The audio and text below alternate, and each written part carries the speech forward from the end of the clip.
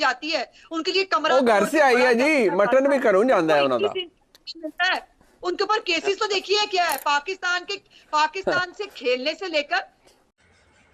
अस्सलामुअलैकुम नादरीन, अगर आपने आज की ये वीडियो नहीं देखी तो आप यकीन माने कि आपने कुछ भी नहीं देखा। नादरीन ग्रामी, लाइव शो में उज़्मा बुखारी का मुस्लिम लीग नून की उज़्मा बुखारी का एंकर पर्सन मंसूर अली खां से तकरार हो गया। मंसूर अली खां और उज़्मा बुखारी के दरमियान शदीद लड़ाई हुई। तो आइए पहले वीडियो देख लेते हैं, फिर इसकी मुकम्मल डिटेल आपके साथ आज की इस वीडियो में शेयर करेंगे।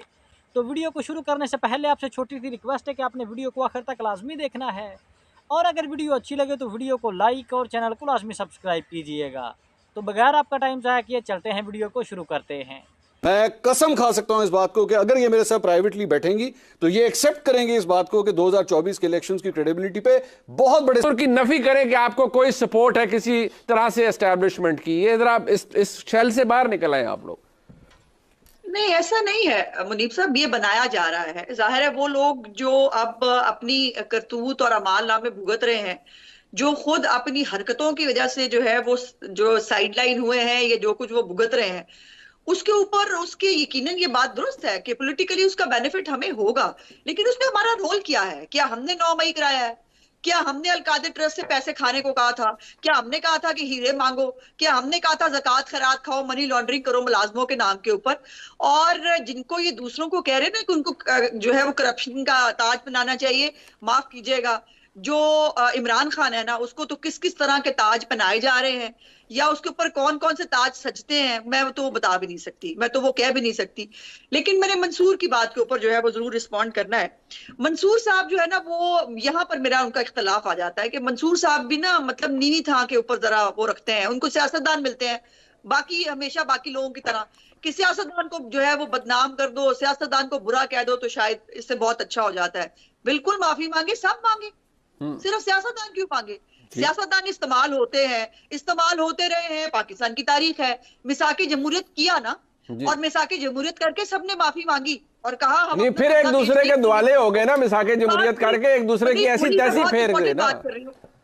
मैं बात पूरी कर रही हूँ बहुत। जी जी, ये भी नहीं होता था कि असम्बलियां जो है ना, यहाँ पे तो सियासतदान असम्बलियां बेचारी मजलूम में जमाना हुआ करती थी, वो भी अपनी टर्म पूरी नहीं किया करती थी। सो एक थोड़ी सी मेच्योरिटी आई, असम्बलियों ने अपनी मुद्दत पूरी करनी शुरू की, एक ट्रांजिशन ऑफ पावर जो है वो होना शुरू हुआ। और ये माफिया जो है, ये सबको हमने तो कहा है ट्रूथ एंड रिकन्सिलिएशन कमीशन बनाए, एक पार्लियामेंट्री कमीशन हो, और वो जो है वो सबका कच्चा चट्टा लेके आए। उसमें सियासतदान भी है, मैं नहीं कह रही सर, लेकिन सिर्फ सियासतदान को तू, सिर्फ सियासतदान गंदा, सिर्फ सियासतदान करप्ट, सिर्फ सियासतदान गुनहगार, मुझे इस पे एतराज होता है। सियासतदान तो सबसे ज्यादा नमाणी कौम है मुझे लगता है, जो मीडिया ट्रायल भी भुगतता है, जो अवाम के हाथों भी जो है जिसको होता है, जो जिसके ऊपर हर बंदा जिसका दिल चाहता है वो बात कर लेता है, और हर एक को एक ही छड़ी से हाँका जाता है। अब इमरान खान और मियां नवाज शरीफ में फर्क देखिए, और ट्रीटमेंट में फर्क देखिए। वो मौसूफ अभी भी मटन खाते हैं देसी घी में पके हुए, उनको 9 लाख रुपए की जॉगिंग की जो है ना वो मशीन दी जाती है, उनके लिए कमरा वो घर से आई है जी, मटन भी करूं जाना है उन्होंने। उनके ऊपर केसेस तो देखिए क्या है, पाकिस्तान से खेलने से लेकर, इदारों में बगावत कराने से लेकर, ज़कात और खैरात खाने से लेकर, मनी लॉन्ड्रिंग करने से लेकर, करप्शन। मियां नवाज शरीफ के ऊपर एक इल्जाम कोई बता दे, कोई इल्जाम। मियां नवाज शरीफ ने हजारों अरबों के जो है वो लगाए जो है मंसूबे। ठीक है, वो आप कहते हैं करप्शन के बैग, ठीक है ठीक है। ये कह रहे थे पानी हमेशा नीचे की तरफ जाता है, तो आप भी यही कह रहे थे कि लिस्सी कौम है सियासतदान, आप उनको टारगेट कर रहे थे। मैं सियासतदान ही जो है वो वजीर आजम हाउस के अंदर जाके बैठता है, ना सहाफ़ी बैठता है और ना कोई जनरल बैठता है।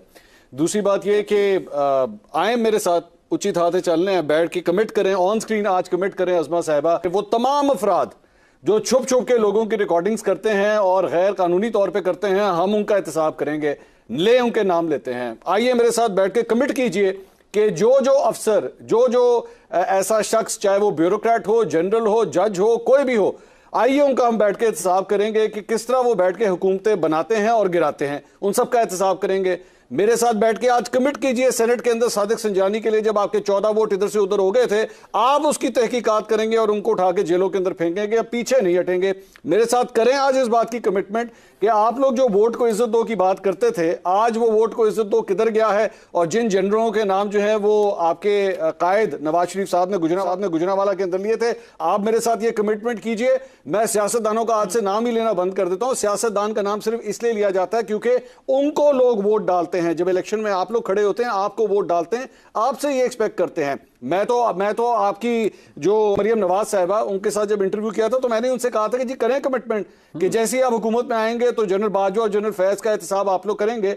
तो उसके बाद खामोशी आ गई। साहब ने लंदन में नाम लिया था, लेकिन जारी बात है फिर शहबाज साहब को एक अर्जेंट फ्लाइट लेनी पड़ गई और उन्होंने कहा भी। हाँ जी। और वो प्रेस कॉन्फ्रेंस की और उसमें उन्होंने कहा कि जी मैं भागा नहीं जाता, मैं जहाज में जाते हैं। और वो शहबाज साहब ने तो मैं इसलिए अज़मा साहिबा को जहाज में बिठा के लेके जा। हाँ नहीं, वो जहाज में वो वाकई ना जाना पड़ जाए। बट एक अज़मा साहब मुझे पता है, मैं जरा लास्ट सेगमेंट है, मैं जरा चाह रहा हूँ इस पे।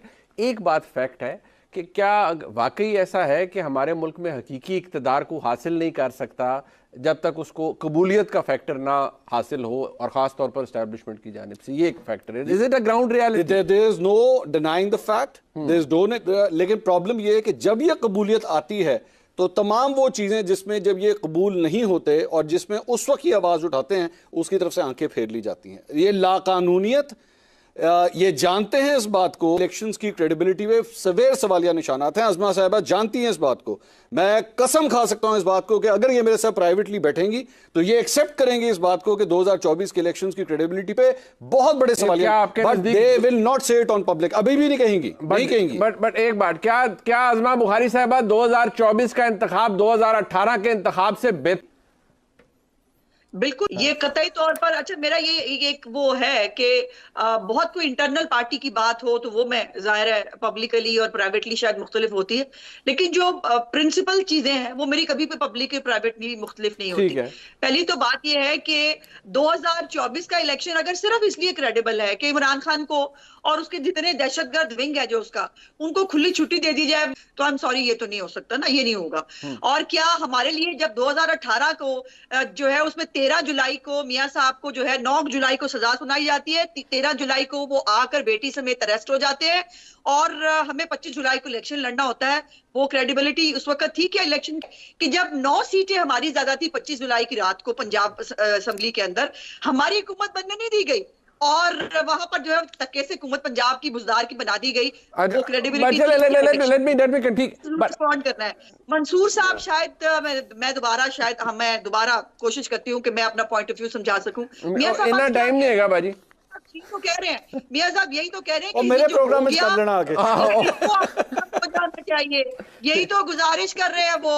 और एक दफा नहीं 1000 दफा कहा कि एक कमीशन बनना चाहिए, कमीशन के अंदर, लेकिन कमीशन एक ही बेचारा बना था, रहमान कमीशन उस गरीब का की हुकूमत ने लगाया था सुप्रीम कोर्ट के कहने पे। आप लोग तो उस वक्त भी नहीं कह सके जब उसको भगा दिया गया और कर दिया गया, जब उसको वो पाकिस्तान वापस ही नहीं आया। हुकूमत किसकी है, करना है। एक मिनट, अच्छा 1 मिनट ना मुझे, अच्छा अज़मा बुखारी साहिबा काइंडली मुझे वक्त दे देना।